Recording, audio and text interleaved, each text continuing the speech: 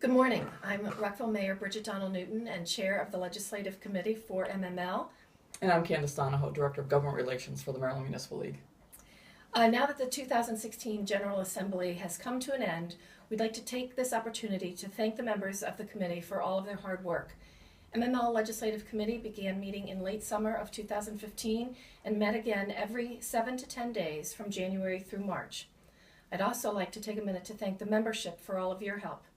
When we requested that emails be sent and calls be made to House leadership on our Highway User Revenue Priority Bill, many of you came through.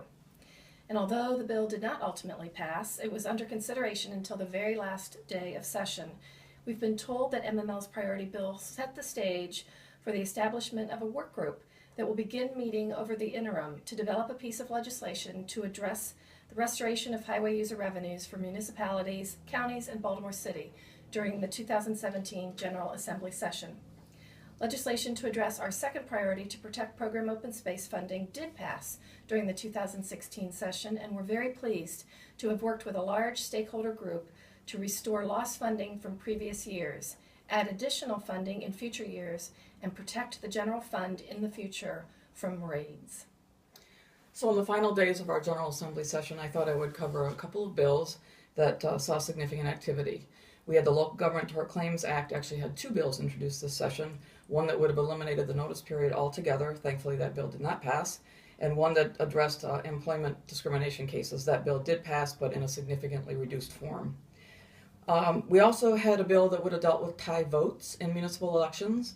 The bill, as introduced, would have required that every municipality that did not have a tie vote provision in their charter would have had to amend their charter to add the provision.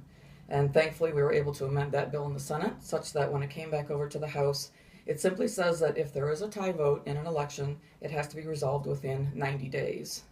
We also had some open meetings training bills that would have sort of significantly expanded the requirement under the Open Meetings Act for training.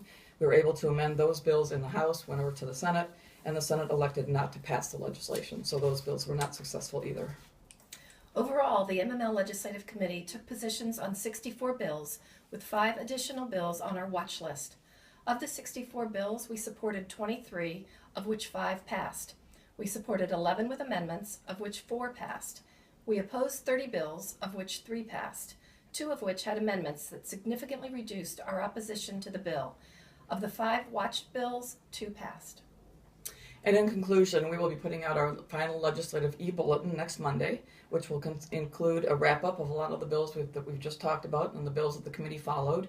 And then in our May-June issue of Municipal Maryland, we'll do a complete legislative wrap-up. As always, you can go on our website, look on the legislative advocacy section, and you will see how all the bills ended up for the session. Thank you.